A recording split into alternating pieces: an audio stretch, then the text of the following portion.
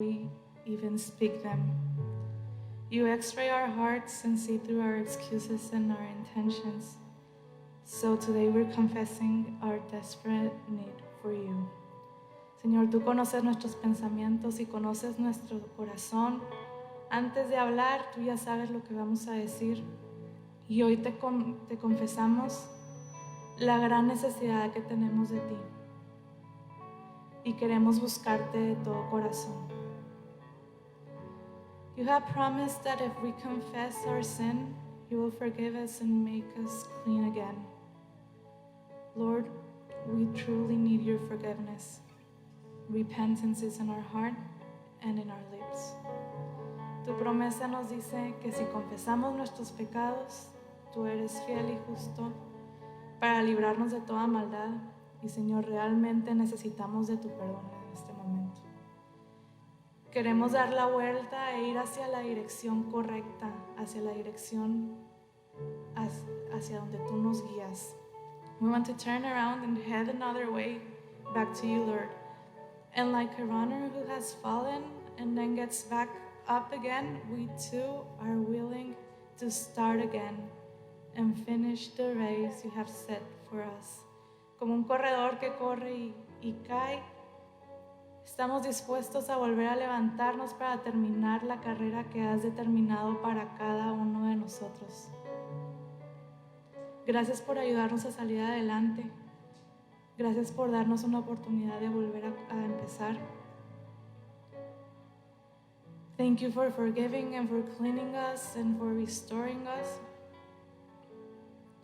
Y gracias porque nunca nos dejas ir. Señor, te pido por cada una de las personas que estamos aquí. Ayúdanos a seguir en el camino y a buscarte de todo corazón. Amén.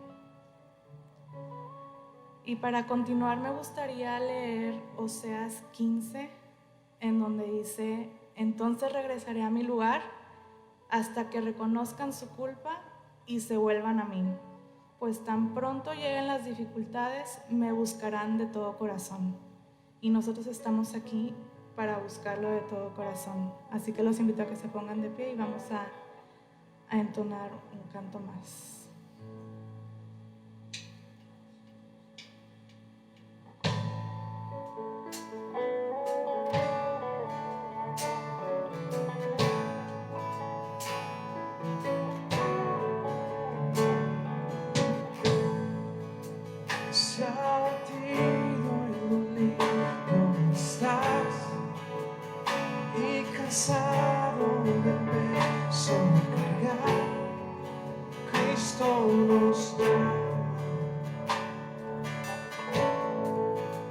Si al final del camino estás, sin saber hacia dónde girar, Cristo nos llama.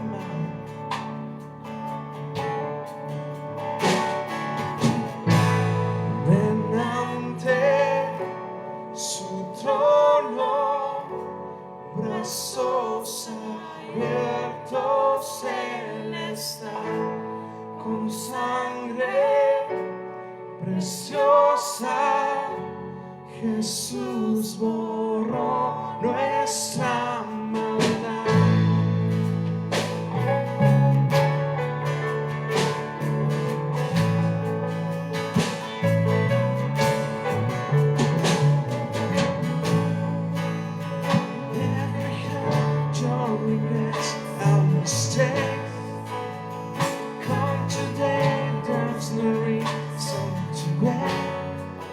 Jesus is come. He just saw us the death and joy from the ashes, and now life is wrong. Jesus is come.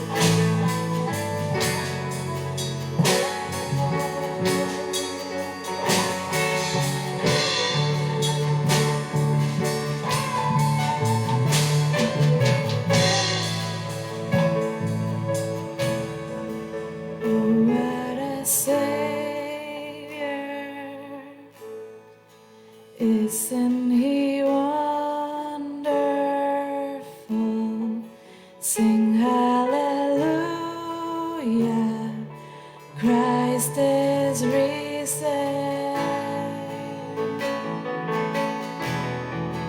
Bow down before him, for he is Lord of all. Sing hallelujah, Christ is risen.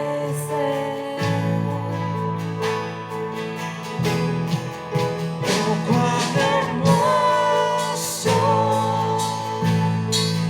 es nuestro Salvador. Canta aleluya, Cristo vive. Nadie es más grande, solo Él es Señor.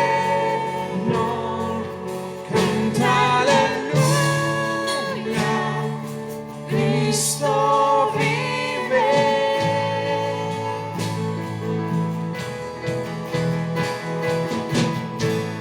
Ven ante su trono, brazos abiertos Él está, con sangre preciosa. Jesús borró nuestra maldad. Ven ante su trono, brazos abiertos Él está, con sangre preciosa. Jesús borró nuestra maldad.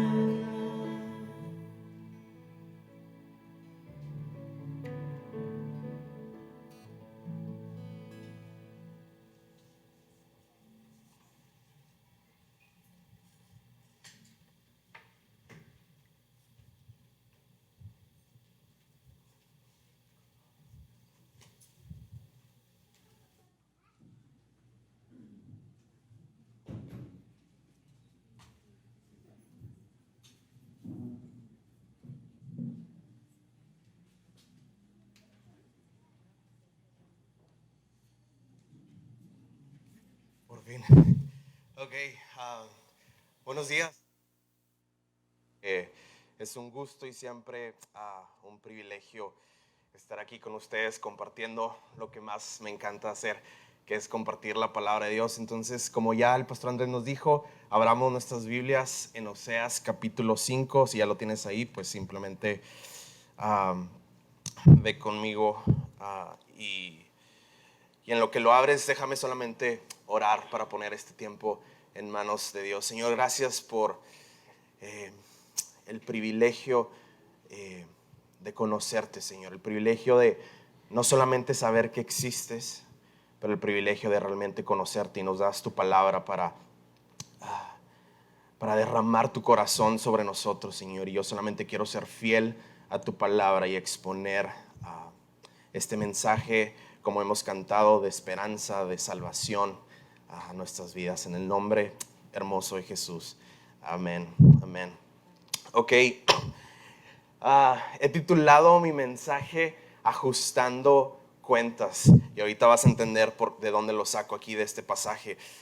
Pero para que puedas entenderlo, déjame te llevo en un minuto un poquito en dónde estamos parados en esta serie. Obviamente va a ser el resumen del resumen del resumen, ¿ok? En el capítulo 1 se nos da a saber que hay una mujer y un hombre. Este hombre es Oseas, que es el nombre del libro, y Oseas es una figura de Dios, y esta mujer que se llama Gomer es una figura tuya y mía, del pueblo, ¿no? Desde el capítulo 1 se nos da a entender que este hombre se va a casar con una mujer que le va a ser infiel. Entonces es la representación de Dios sabiendo que le vamos a ser infiel, que vamos a pecar. En el capítulo 2 vemos cómo es que esta mujer cae fondo ahí en su pecado. Capítulo 3, si recuerdan, lo predicó Natán, de cómo el amor inagotable de Dios es el que vuelve a seducir a su esposa, que es la figura de nosotros como su iglesia. Y luego capítulo 4, Brian la semana pasada nos habló, dentro de muchas cosas de nuevo, que parte de la razón por la cual no hemos experimentado este amor inagotable, parte de la razón, si ves todo se conecta, estamos cayendo fondo, es porque no le conocemos. Ahora, esto es algo que a lo mejor tú y yo no nos impresionamos, porque a lo mejor no estamos entendiendo la profundidad de esto. Es literalmente, porque creo que es una muy buena ilustración por ser a esta ilustración de Oseas como el hombre y Gomer la mujer. Es literalmente como si Dios viniera y le dijera a Erika, la esposa de Oscar, no conoces a Oscar. Erika sería como que, ¿what? Es como, es exactamente eso, es viniendo al pueblo de Dios diciendo, no conoces al Señor.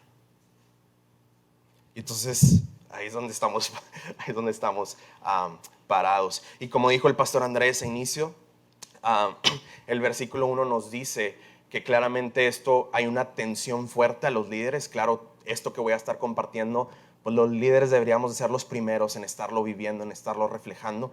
Pero si ya estás ahí en Oseas 5, mira, el versículo 1 dice, oigan estos sacerdotes, entonces el mundo religioso, estén atentos, casa de Israel, escuchen casa del rey. Entonces sacerdotes del mundo religioso, según tu versión, casa del rey, familia real, según la versión que tengas, habla a los reyes, a los príncipes, pero en medio le dice al pueblo, estén atentos. Entonces, seas líder, no seas líder en esta iglesia, este pasaje te quiere.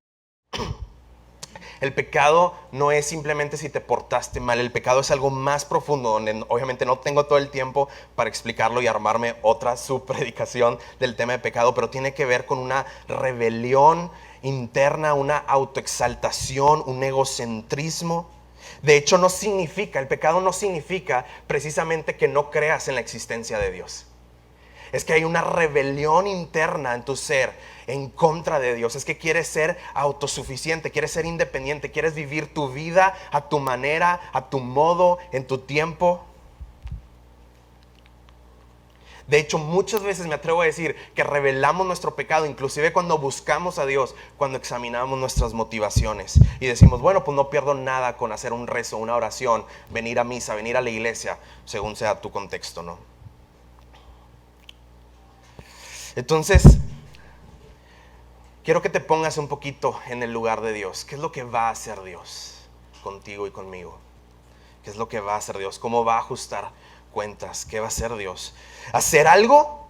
Pero luego la típica defensa, y sobre todo de aquellos que no son cristianos o devotos a Dios, a la palabra, es, pero ¿dónde está mi libertad? O sea, ¿dónde está mi elección? O la frase yo creo que más coloquial es mi libre albedrío, ¿no? Esa es una típica excusa, una típica defensa.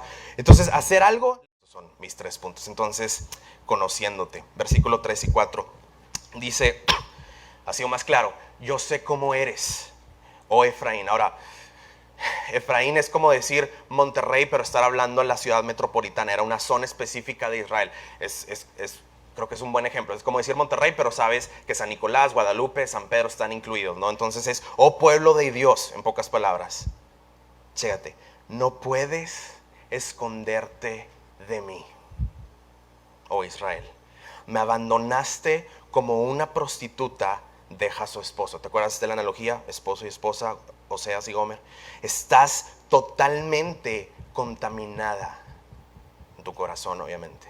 Tus acciones no te permiten volver a tu Dios. Eres prostituta hasta la médula. Y chécate, y no conoces al Señor. El pasaje lo que está diciendo es que puedes fingir lo que quieras, puedes tener cuantas máscaras quieras, pero Dios está diciendo, yo puedo ver tu corazón. Yo puedo ver tu corazón. Probablemente cuando escuchaste mi primer punto, conociéndote, dijiste, este es el más raro de todos o el más light de todos. Pero yo creo que no, yo creo que lo que esto nos está diciendo es que tú puedes huir de quien quieras, tú puedes fingir lo que quieras. Tú puedes pretender lo que quieras. A lo mejor tus papás te la están comprando porque estás poniendo una muy buena máscara. A lo mejor tu esposo, tu esposa, tus amigos, aquí gente de la iglesia, pero Dios te ve. Pareciera ser el más sencillo de los 3, pero no. Significa que en tu pecado no puedes hacer como que no sucedió. ni lo puedes compensar con una buena obra y actuar ahora sí como que ya todo está bien. Podrás engañar a quien quieras, pero no a Dios. Hay palabras, y luego vemos palabras claves, y luego Oseas tiene un reto porque tiene un mucho toque poético. Entonces nos da estas palabras como prostituta, contaminada, estás abandonada, estás escondida. Y eso es lo que el pasaje nos quiere dar a entender, que el pueblo estaba tan contaminado de su pecado que estaba esclavizado, estaba como prostituta, esclavizada, contaminada. No es algo que yo te puedo ofrecer en un curso de 3 semanas. Es una condición tuya en tu corazón. Y tus ídolos tienen capturado tu verdadero afecto, tu corazón, tu devoción, tu adoración, porque está abandonada, está contaminada, está cegada. Y el problema en pecado es que nos lleva, en vez de la adoración, al único que merece la adoración, o la adoración a otras cosas. Ahora, aquí me encanta, porque estoy seguro que 2 contextos casi siempre diferentes, ¿no? A lo mejor tú estás diciendo, ¿qué le pasa a este cuate? Yo ni voy a la iglesia, o sea, adoración, ¿qué es eso? Esta palabra a lo mejor hasta te suena rara, ¿no? O a lo mejor, si tu contexto es más, pues de venir a la iglesia todos los días, desde chiquito, a lo mejor tú estás diciendo, obvio, eso no aplica para mí, porque yo sí alabo, yo sí oro, yo sí leo mi Biblia. Pero eso demuestra que tenemos una definición equivocada entonces de adoración. Porque la palabra adoración tiene un significado más profundo. Es aquello que más atesoramos. Es aquello que entregamos nuestra vida. Es aquello que ha robado nuestro asombro, nuestra atención y por ende nuestra devoción. No es una definición meramente religiosa, es una definición religiosa, sino es una definición profunda de tu corazón. Por lo tanto, chécate lo que dice James K. Smith en su libro de Tú eres lo que amas. Dice, no existe tal cosa como no ser un adorador. No existe una persona que no sea un adorador. La única opción que tenemos es que adorar. Y prácticamente cualquier cosa que adores que no sea Dios, te comerá vivo. Ponte el cinto. Si adoras el dinero y las cosas que tienes, nunca tendrás suficiente. Adora tu cuerpo, belleza, la seducción y siempre te sentirás fea o feo. Adora el poder y el control y serás una persona llena de incertidumbre. Adora la aprobación y serás un esclavo del qué dirán. Adora el sexo fuera del matrimonio e irás de hombre en hombre, de mujer en mujer y siempre te sentirás usado. Estarás comparándolo con el sexo anterior y siempre será en algún momento en tu corazón, no digo que en el acto, insatisfactorio. Adora el intelecto y siempre tendrás que suprimir a otros para sentirte importante. Estás esclavizado. Y yo agregué esta no viene. Adora el ministerio y verás cómo te perderás en la vanagloria y en el miedo con Dios. ¿Estaré haciendo lo suficiente? ¿Estaré haciendo lo suficiente? No lo sé, pero yo creo que Dios sí te conoce. Dios te conoce. Dios sabe muy bien dónde estás parado, dónde estás parada. Estás muerto por dentro. Dios te está diciendo, yo te conozco, yo te hice. En algo estás poniendo tu confianza y te está comiendo vivo, como dice James Smith aquí en su frase. ¿Y sabes qué? Es por culpa de tu pecado. Por eso era importante para mí dar una pequeña definición del pecado. Significa que no me amas, quieres sentirte independiente, que nadie te lo imponga. Y es por eso que te estás entregando apasionadamente a otras cosas. Ahora, a lo mejor tú dices, Luis, bueno, ese es mi problema. Tú en lo tuyo. Ese es mi problema. Te lo digo con amor. Bueno fuera que solamente fuera tu problema. Pero no lo es. En mi siguiente punto te voy a comprobar cómo es que eso no es cierto. Nuestro pecado número 1 ofende a Dios. Entonces ya deja de ser un asunto solamente tuyo. Nos afecta a nosotros, te afecta a ti y afecta a otros. Y esto te lo voy a comprobar ya en mi segundo punto que sigue. Pero te quiero dejar con esta pregunta. Una vez más, como mi introducción, ¿qué quieres que Dios haga? ¿Hacer como que no lo ve? ¿Tu pecado y el mío? No, Él no es como tú y como yo, que nos gusta sordearnos de nuestro pecado. Él sí nos va a confrontar. Él sí va a hablar a tu corazón, porque te ama, pero va a hablar a tu corazón. Y yo sé, como estás sucio, es incómodo. Es incómodo cuando alguien viene y te expone y te demuestra que estás mal. Es incómodo. Pero te digo, ¿por qué? Por tu pecado. Es tu orgullo. Entonces Él te confronta. Punto número 2. Versículo 5. La arrogancia de Israel testifica en su propia contra. Israel y Efraín tropezaron bajo el peso de su culpa. De hecho, igual en el hebreo dice, además, entonces además de conocerte, entonces te conoce, y además el orgullo de Israel testifica contra él, entonces además te confronta. Te dice que te conoce, pero que te conoce, ¿no? Perdóname, que te conoce y que te conoce de una manera profunda, perdón, eso es lo que quería decir. La explicación bíblica es la siguiente. Dios creó a los seres humanos, nos rebelamos en contra de Él y ahora hemos querido buscar nuestra seguridad en otras cosas que no precisamente son malas, pero que las estamos buscando como nuestra fuente de significado. Es ahí que está nuestra adoración. Porque todos tienen que vivir por algo. Y si ese algo no es Dios, quiero que veas cómo esto te consume a ti, te afecta a ti, pero afecta a otros. Si te presentas culpable, tú y yo estamos sin Cristo, estamos culpables delante de Dios. Porque todos tenemos que vivir por algo. Y si ese algo no es Dios, el único constante y perfecto y que merece nuestra adoración, entonces es algo que nos domina. Es por lo que vivimos y entonces, por ejemplo, nos afanamos por lograrlo. Nos da un miedo desmedido si alguien nos amenaza, eso que es nuestra fuente de seguridad.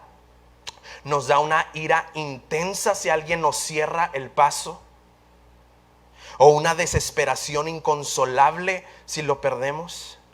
Y entonces, fíjate, una combinación primero de tu pecado, pero después de que nos hemos entregado a otras cosas que no son Dios y nos han dejado sedientos, nos han dejado quebrados, nos han dejado rotos por dentro. Y es por eso que es una mentira que esto solamente te afecta a ti. Está afectando a ti y está afectando a tu matrimonio. Está afectando a ti y le está afectando a tus hijos. Te está afectando a ti y le está afectando a tus padres. Y así puedes seguir la lista. Ahora, déjame te lo aterrizo y cómo se ve en el día a día. Puse 3 ejemplos bien rápido. Mira, no tiene nada de malo querer tener un buen empleo. Pero ese es el detalle. Es solamente un ejemplo. Te está carcomiendo el deseo intenso de sentirte alguien, de sentirte amado. Como perdiste tu identidad con Dios, esta adoración, este asombro, esta plenitud, entonces te entregas al trabajo como un ídolo, como una adoración. Puede ser que tú no lo ves como algo religioso, pero acuérdate que adoración no es una palabra religiosa, es una palabra con un idioma poética del corazón, ¿sí? Entonces no tiene nada de malo querer tener un buen empleo, querer emprender tu propio trabajo, querer tener un puesto más alto, pero te está carcomiendo el deseo intenso de sentirte alguien, de sentirte amado, valorado. Tan es así que estás esclavizado a las alabanzas y a los aplausos de tus familiares, por tus logros, por tu puesto. Y estás sediento de comentarios, de aprobación. Por favor, lo necesitas, es un asunto profundo de tu corazón. Estás sediento, pero también hay maldad dentro de ti.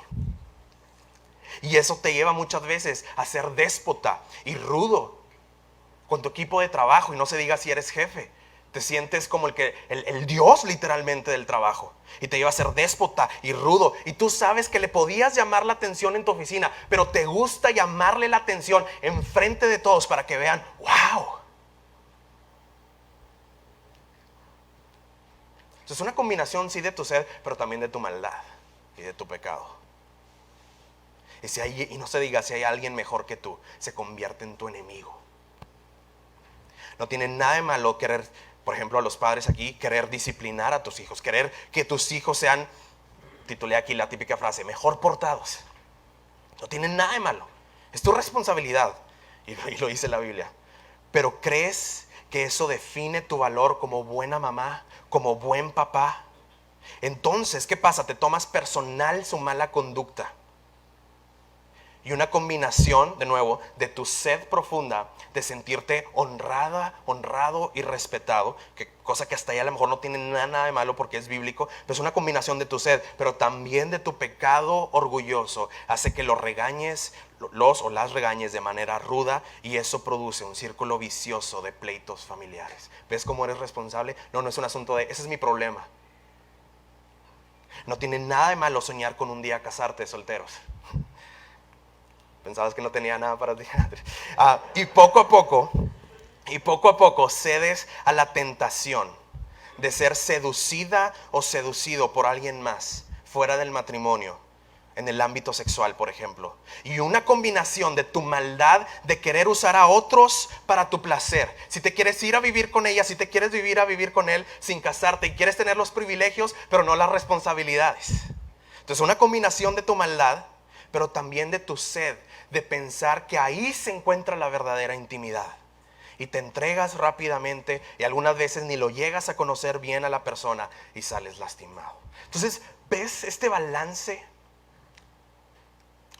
Sí, una sed, sí, un quebranto, pero al mismo tiempo pecado, orgullo, arrogancia. Versículo 6, cuando vengan, esto es bien profundo, cuando vengan con sus manadas y rebaños para ofrecer sacrificios al Señor, no lo encontrarán porque Él se ha apartado de ellos. Mira, pareciera que Dios está diciendo, como si Dios se sintiera, como si fuéramos como tú y como yo, y no es cierto. No es que no está diciendo, ahora no te voy a perdonar. Lo que está diciendo, porque acuérdate que también es un pasaje muy poético, lo que pasa es que muchas veces no venimos para que Dios nos perdone. Venimos para que nos quite el sentimiento de culpa. Entonces, en este sentido poético, no nos perdona porque no le estamos pidiendo perdón. No porque no sea un Dios que no perdone, sino porque no confundamos remordimiento con arrepentimiento. Remordimiento es súper egocéntrico, es miedo a las consecuencias, es flojera a que no me gusta sentirme así, culpable. Pero no te quieres arrepentir. Entonces dice el Señor, no, ese estilo de vida yo no lo apruebo porque no cambia de raíz la maldad. Porque así no te puedo sanar. Es como, creo que aquí hay doctores, es como si el paciente viniera y él te pusiera los requisitos. Pues yo soy el doctor, yo soy el que digo qué es lo que tiene que suceder aquí, no tú. Versículo 7, ahora su falsa religión los devorará junto con sus riquezas. Esta falsa religión, este falso sistema de vivir la vida en un país como México, supuestamente religioso, supuestamente devoto a Dios, no es cierto, es falso. Es falso. Si vives este estilo de vida, obviamente. Tu falsa religión te va a devorar. Dios te pone entre la espada y la pared. ¿Decides darle la espalda a Dios? ¿Cómo te va con eso? ¿Decides venir con motivaciones egoístas? Él no te va a perdonar porque no le estás pidiendo perdón. Entonces sigue surgiendo la pregunta, entonces ¿qué va a hacer Dios? Una vez más, perdonarte, pero no le estás pidiendo perdón. ¿Dios dejarte solo? ¿En serio? Si el Dios de la Biblia es real, cosa que obviamente yo creo, ¿neta te gustaría que Dios te deje solo? ¿O será que Dios tiene un plan soberano? Y eso me lleva a mi tercer punto. Entonces, primer punto, conociéndote. Segundo punto, confrontándote. Tercer punto, curándote. Si Dios tiene un plan. Versículo, voy a leer del 12 al 15. Destruiré a Israel como la polilla consume la lana. Dejaré a Judá tan débil como madera podrida. Cuando Israel y Judá vieron lo enfermos que estaban, Israel acudió a Siria. Entonces este pueblo, en vez de acudir a Dios, vio su problema y acudió a alguien más, a Siria, un imperio, a su gran rey. Pero este no pudo ayudarlos ni curarlos. Y luego dice Dios, seré como un león a Israel, como un león joven y fuerte a Judá. Sigue hablando ahí de la región del pueblo de Dios de Israel. Los despedazaré, me los llevaré y no quedará nadie para rescatarlos. Entonces, dice Dios, regresaré a mi lugar. Acuérdate que hay mucho poesía aquí. Hasta que reconozcan su culpa y se vuelvan a mí, como nos decía Jesse. Pues tan pronto lleguen las dificultades, me buscarán de todo corazón. Qué frase tan más interesante, regresaré a mi lugar. Nos da la imagen poética de Dios haciendo algo y regresando a su lugar. Yo creo que Dios te está hablando y te ha hablado, según sea tu contexto, unas cosas más, otras cosas menos, pero a través de circunstancias, a través de tu familia, a través de tus amigos que a lo mejor están viviendo una temporada, por así decirlo, una vida más cercana a Dios, a tus padres. No se diga la Biblia, la iglesia, un sermón, yo espero como este, para aquellos que hemos nacido de nuevo, su espíritu te está hablando y hablando y hablando. Es esta imagen poética cuando dice que estaba y regresa a su lugar. Es una imagen poética de Dios a través de una y otra y otra. Te está hablando y te está diciendo, ven, ven, ven. Y dice que esta imagen poética de regresa a su lugar, porque somos tercos, arrogantes, orgullosos. Y de hecho la explicación bíblica es que tú y yo estamos ciegos espiritualmente y solamente Él puede abrir nuestros ojos. Sin embargo, Dios no nos va a tratar como robots y mágicamente no va a apretar un botón. Entonces, ¿qué va a hacer? ¿Cuál es este plan? ¿Cómo nos va a curar? Mi tercer punto, ¿no? ¿Qué hará con su gracia soberana? Bueno, esto es algo impresionante. En el versículo 12 dice, destruiré a Israel. Es una imagen de su ira santa, una ira limpia, porque no es de venganza, es de justicia. Los teólogos lo llaman esto, ira santa, porque es diferente a una ira pecaminosa. No es una ira de venganza, es una ira que brota de hecho del amor de Dios, porque no es indiferente ante la maldad. De hecho, el resumen de Romanos 1, no quise ir para no pasar mucho tiempo aquí, pero la ira de Dios es cuando Él nos abandona a las cosas vergonzosas que desean nuestros corazones, porque cambiamos la verdad por la mentira. Dios es tan bueno que en vez de decir, ¿sabes qué? Ya estoy harto de Jesse. Y luego, como se acuerdan de Eugenio Derbez cuando se vestía de diablito y empezaba o sea, Dios no es eso, Dios es tan limpio, es tan santo que Él no está maquinando, porque no hay maldad en su corazón. Pero te ama tanto que tiene que tener un plan para redimirte, que parte de ese plan incluye que tú sufras, escúchame, que tú sufras las consecuencias de tu propio pecado. Dios es tan bueno que Él lo que hace no es, ¿sabes qué? Ándale, para que se te quite. No, vas a sufrir las consecuencias de tu propio pecado. Está bien, te estoy hablando y te estoy hablando. No quieres, eres arrogante, quieres seguir viviendo. Vas a empezar a sufrir. Pero acuérdate cómo termina el pasaje, y entonces me buscarán de corazón.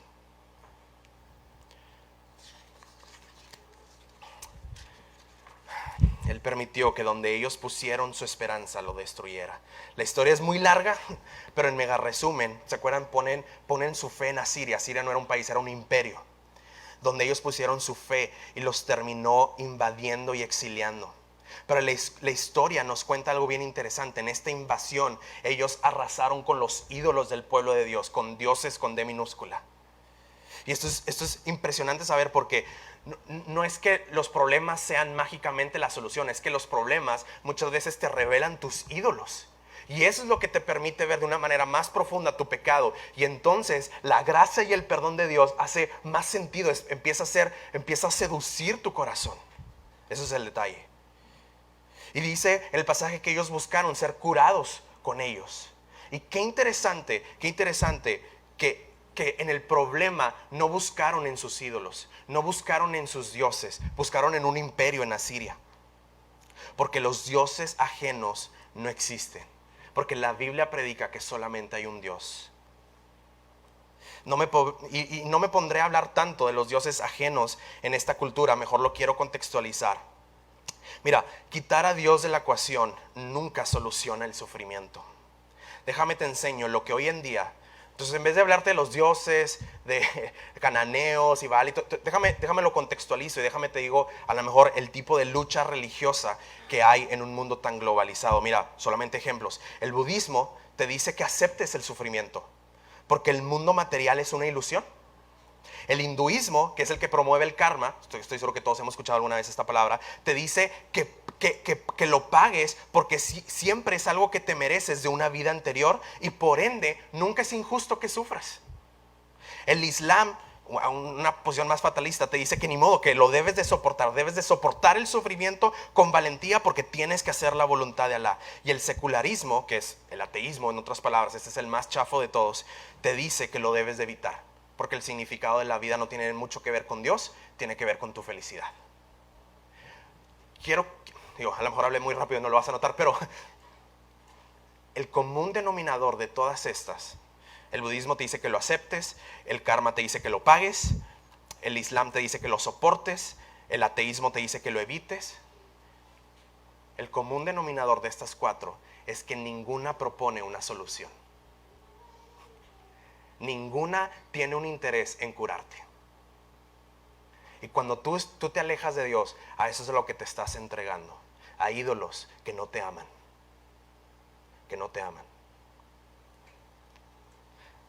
Ninguna trae la solución. ¿Por qué? Porque ninguna ve la realidad como Dios sí la puede ver y como por ende el cristianismo provee. Hay una imagen igual de interesante aquí en el pasaje que nos dice: destruiré a Israel como polilla y carcoma. Dice, y después los despedazaré. Ponte a pensar cómo los empezó a destruir. Bueno, recibiendo las consecuencias de sus propios pecados. La polilla y la carcoma, no sé si sepas, pero indican una destrucción lenta. La polilla se alimenta de la lana o de la tela y el carcoma de la madera. Entonces es una imagen de poco a poco te estás destruyendo, poco a poco, poco a poco. Y es ahí donde Dios te está hablando: ven a mí, ven a mí, ven a mí. Y la razón por la cual todas estas religiones fallan en el clavo es porque el problema está dentro de nosotros. Por eso, amigo, cambiarte de otro trabajo, otro matrimonio, otra ciudad para tener nuevos aires, cambiarte de amigos cuando te fallan, nunca es la solución. Porque estamos en un mundo caído, lleno de pecado. Y escúchame bien, y la cruda pero honesta realidad es que para erradicar de raíz los verdaderos problemas, la verdadera maldad, Dios tiene que erradicarte a ti y a mí. Pero seguimos regresando a la pregunta de la introducción. Que Dios nos castigue, pero que nos supone que es un Dios de amor, que nos ame como somos. Pero entonces, ¿cómo realmente tener una esperanza del Dios que transforma vidas? Mira, la solución la vemos aquí en el versículo 14. Dice Dios poéticamente diciendo: seré como un león a Israel, como un león joven y fuerte a Judá. Acompáñame a Apocalipsis 5, y si el grupo de alabanza puede ir pasando para ir terminando este tiempo.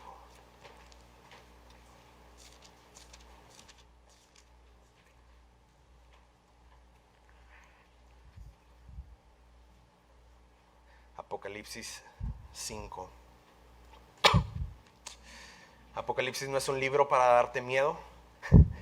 Apocalipsis es un libro para darte esperanza. Y sin embargo nos revela el capítulo final. Un pueblo de Dios redimido. Un pueblo de Dios sanado por su pecado. ¿Cómo le hizo? ¿Cómo le hizo Dios? Porque acuérdate la tensión. Castigarte, pero entonces, ¿dónde está el Dios de amor? No castigarte, bueno, ¿dónde está el Dios que transforma vidas? ¿Cómo le hizo? Bueno, capítulo 5 nos da una de la imagen del capítulo final de cómo le hizo Dios. Luego vi un rollo en la mano derecha de aquel que estaba sentado en el trono, el rey de Judá, ¿te acuerdas? El rollo estaba escrito por dentro y por fuera y sellado con 7 sellos. Vi un ángel poderoso que proclamaba con fuerte voz: ¿quién es digno de romper los sellos de este rollo y abrirlo? ¿Quién es digno? ¿Quién puede abrir este rollo con los nombres de la entrada a la eternidad? Pero no solamente a la eternidad, pero a la presencia de Dios. Versículo 3. Pero nadie en el cielo ni en la tierra ni debajo de la tierra puede abrir este rollo. Tú y yo estamos manchados de pecado. Dios no puede hacer como que mágicamente, como que no ve tu pecado. Entonces, versículo 4. Comencé a llorar amargamente porque no se encontraba a nadie digno de abrir el rollo y leerlo. Pero uno de los 24 ancianos me dijo: deja de llorar. Mira, el león de la tribu de Judá. Ese león de la tribu de Judá es el que está prometido ahí en el versículo 14 de Oseas. El león de la tribu de Judá, el heredero del trono de David, ha ganado la victoria. Él es digno de abrir el rollo. Versículo 6. Entonces vi a un cordero que parecía que había sido sacrificado, pero que ahora estaba de pie ante el trono y los 4 seres vivientes y en medio de los 24 ancianos. Versículo 8. Y cuando tomó el rollo, los 4 seres vivientes y los 24 ancianos se postraron delante del cordero. Cada uno tenía un arpa y llevaba copas de oro llenas de incienso, que son las oraciones del pueblo de Dios. Y chécate lo que cantaban. Y cantaban, porque ahí voy a terminar. Tú eres digno de tomar el rollo y de romper los sellos y abrirlo, pues tú fuiste sacrificado y tu sangre pagó el rescate para todos. Lo que este pasaje nos está diciendo es que este mismo león de Judá es un cordero. Dios provee un sacrificio, Él mismo. Es la muerte de Jesús en nuestro lugar, de tal manera que sea justo la paga de nuestros pecados, porque Él la recibe en la cruz y al mismo tiempo Él nos puede ofrecer el perdón de los pecados. Entonces, cuando pensamos en la pregunta que Dios nos castigue, el Evangelio te dice que Jesús ya fue castigado en tu lugar.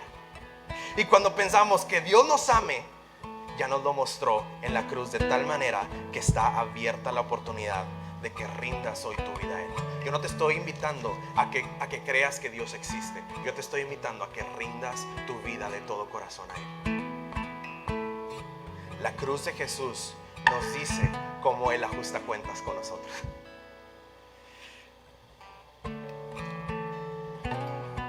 Te quiero invitar a que cierres tus ojos y que escuches esto, y que después podamos terminar cantando en gratitud a lo que el Señor ha hecho en la cruz del Calvario. Por favor, si es posible, cierra tus ojos. Nunca somos solamente culpables, porque todos hemos experimentado el pecado de otros. Pero nunca somos solamente víctimas, porque hemos pecado contra otros. Él entiende tu sufrimiento. Jesús entiende tu sufrimiento. Sabe que sí has sido víctima del pecado. Y por ende, a diferencia del budismo, Él no va a aceptar, porque no es indiferente ante la maldad. Pero por el otro lado, aunque sería justo que tú y yo pagáramos en el presente y en la eternidad las consecuencias de nuestro pecado, en la cruz del Calvario vemos que Él lo pagó por ti. Jesús sí soportó el mayor de los sufrimientos cuando tú y yo éramos sus enemigos. ¿Qué te hace pensar que no estará con sus verdaderos hijos cuando sufren? A diferencia del ateísmo, el sufrimiento no lo tienes que evitar, porque es significativo. Te muestra tu pecado, te revela que te conoce, que estás perdido, pero te recuerda que Él recibió el pago de tus pecados y los míos, y que si te arrepientes y rindes tu vida a Él, Él te perdona. Benditas dificultades que provocan que lo busquemos de corazón. Pero escucha esto, iglesia. Bendita cruz de Jesús, que nos permite ver que todo este tiempo fue Él el que nos halló a nosotros. Amén.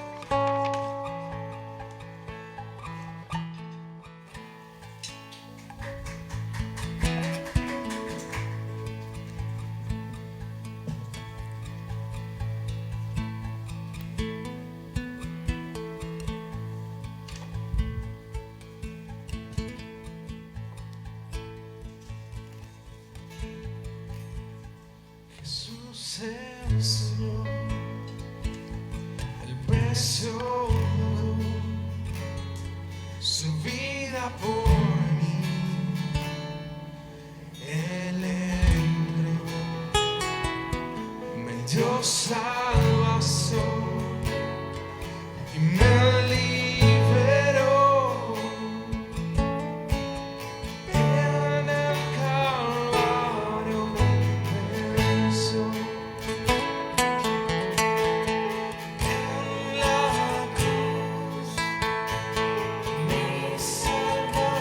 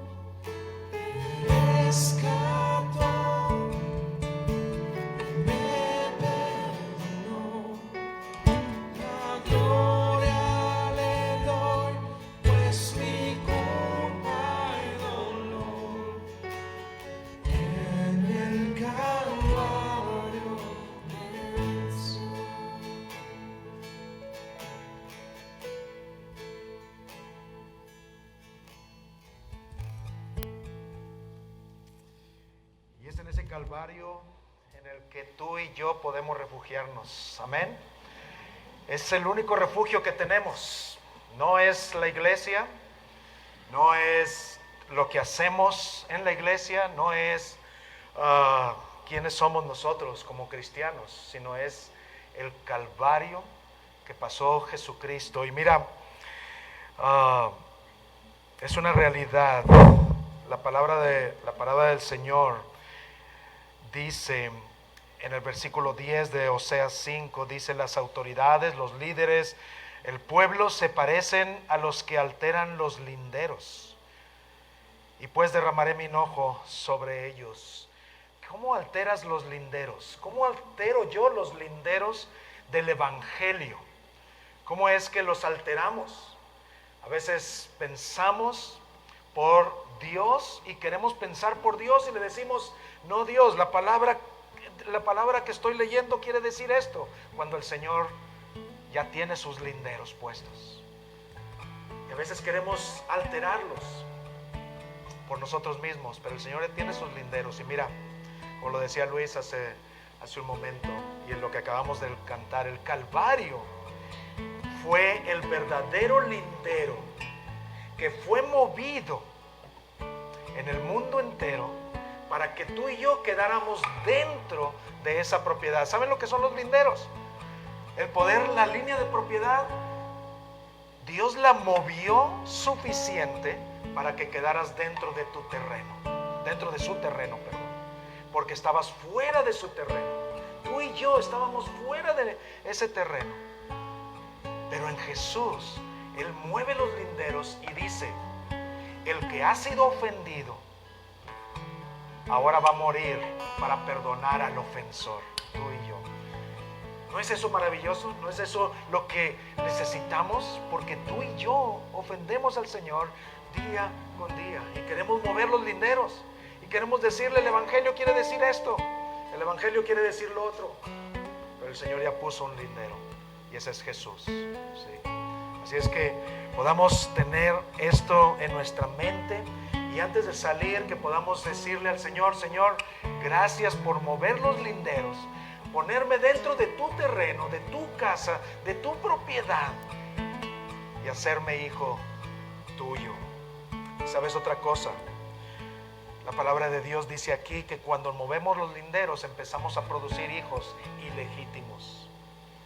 ¿Y sabes que Jesús se hizo hijo ilegítimo para que tú y yo, los verdaderos ilegítimos, llegáramos a ser legítimos hijos de Dios?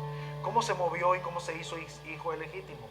Cuando Él estaba en la cruz, Él dice: Padre, ¿por qué me has abandonado? El Padre ya no fue su Padre por unos momentos, pero lo hizo para que fuera tu Padre y mi Padre. Con eso vayamos allá afuera, y vayamos allá afuera a decirle a esta ciudad, a este gran país, a esta gran nación, a tu vecindario, en tu trabajo, podamos decirle: tú puedes ser hijo legítimo.